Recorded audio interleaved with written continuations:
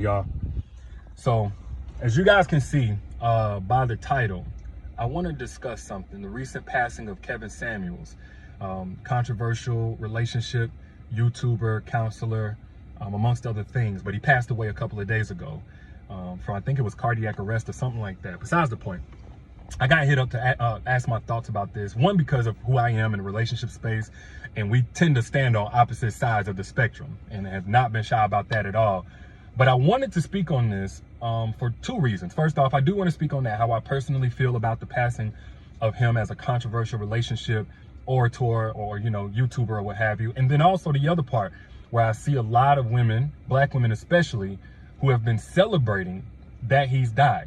Yes, for those who don't know, he's so controversial that you have people who have a lot of mixed reactions to him passing. Sometimes you have people grieving, this type of thing. But right now you have a lot of folks who are celebrating. They're at least mocking or maybe even just apathetic to the fact that he has passed on. And I've seen people like his fans and stuff talk about that group as being, really messed up. Like, how twisted you got to be.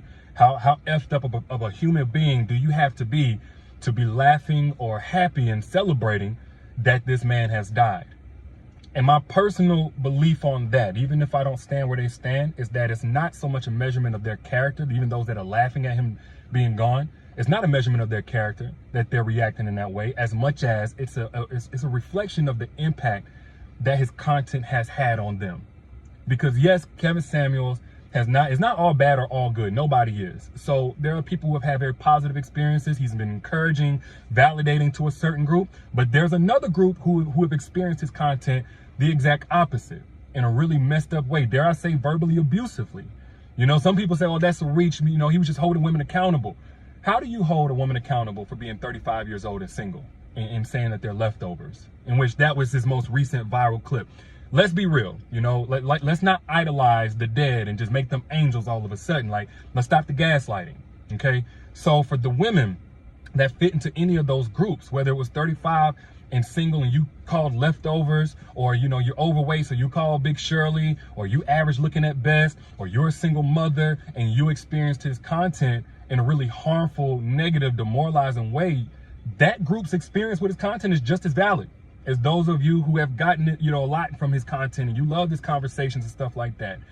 So I have an issue with invalidating them as this being another messed up, twisted group of people that can't handle the truth or whatever else. And I also have a problem with charging black women with the responsibility to continuously take the moral high road and be the bigger person. Like, they're always held to that responsibility. Black women march for us as black men whenever we die at the hands of police brutality, but vice versa, when a black woman is killed, they get silence at best. Sometimes they even get, what did she do to deserve that?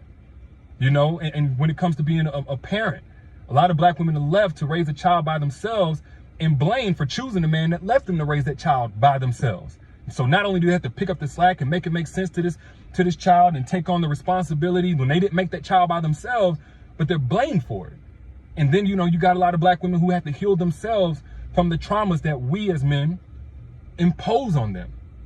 And then now we're telling them that, hey, when a person that represented trauma and degradation to you and humiliation to you and mockery to you, and projecting a lot of unworthiness onto you, when that person can no longer do that, bite your tongue or else you're a bad person, I think it's unfair and invalidating. But that's just on that end of things. For me personally, how I feel about Kevin Samuels passing, and for those who don't know, the history is there. For years before he really blew up, he was saying my name and he just didn't agree with my content, and some people don't, which is cool. And then I also voiced that I didn't agree with his. We didn't know each other personally. We were supposed to have some type of debate/discourse at one point. It just fell through. But whenever I got wind of him passing away, I was deeply saddened. Really, genuinely, deeply saddened. He ain't never said anything enough about me to be happy that he's gone or anything like that. But I was saddened because, first off, it's a reminder it could be any of us. It could be any of us. So you ain't got to like Kevin Samuels or whatever, but death don't discriminate. And with the young, old, good, bad, don't matter. Okay, so it was a reminder that, at any point in time, this life that we have can be taken from us. And then secondly, because before he was a content creator or a YouTuber, he was somebody's baby. And his mother lost her baby a few days before Mother's Day. And that's sad in itself. Not only that, you know, he was a successful person, and everybody's family has that one person that can change the whole trajectory of their family. You know, I'm that for my family. I know others that are that for their family. I feel like he was that for his family, and that just got cut off. So there was a lot of people just likely impacted by him being gone in multiple ways, beyond just his mom, but his family, his friends, and so on and so forth. But thirdly, and I want to say this, as a content creator, I think a lot of people don't understand that we can get a lot of likes, a lot of views, and all of that stuff, but we have to really grow into the impact that we have. We don't quite get it. Even though Kevin Samuels was a little bit older, he was still very young in his content creation. I think one and a half, 2 years or something like that. And even though what he was putting out, I don't agree with. I'm gonna be straight up with you. A lot of it anyway. Some of the stuff I do, but a lot of his approach, I don't agree with. But I looked at it like, man, he wasn't done. And his microphone got cut off before I feel like he really got to what maybe he was trying to do, just based on more recent interviews of what he said that he was hoping to do for the Black community and for relationships in general, and, you know, having people be more self-aware. I feel like, you know, what he had put out, one, didn't effectively do that as much as maybe he wanted, but he wasn't done. And even if you look at somebody like Jay-Z, so for those who don't know, Jay-Z is a famous rapper or whatever. Jay-Z said he regrets making his song Big Pimpin' that he made early on in his career, one of his biggest hits. Google it. He said he regretted making Big Pimpin'. And if you look at his content now, his rapping now, he's talking about art. He's talking about his wife and his children. He's talking about generational wealth. Like, he grew into his voice, his content creation, his impact. Again, even me, I've been doing this now about 8 years as far as the video content goes. And I'll have some people, you know, I see them say, oh, I don't like how you did this. I don't like how you said that. And sometimes I'll be like, I don't like it. Because I said it at a time where I was still growing into my voice. And I still am, even 8 years in. And in Kevin Samuels, I look at like, man, as a content creator, no, I don't agree with his approach. And I don't agree with some of the things that he did for what I felt like anyway was clicks and views. But that's besides the point. I feel like he still wasn't there in terms of having the intended impact that he wanted. And he was still trying to grow into that. That's just me now. I'm projecting, in a sense, a benefit of the doubt, being somebody that, and sometimes I look at some of my old content and I don't even agree with it. I don't even stand by some of the ways that I've approached the content, even though I was telling my truth. And I feel like on some level, he was still getting to the point where he could have that intended impact. So overall, deeply saddened. It's unfortunate. I'm not happy. I'm not nowhere close to happy or anything like that. But let me not let that translate into some type of attack or, you know, or judgment on those who are relieved that a person who represented what he represented to you guys is gone.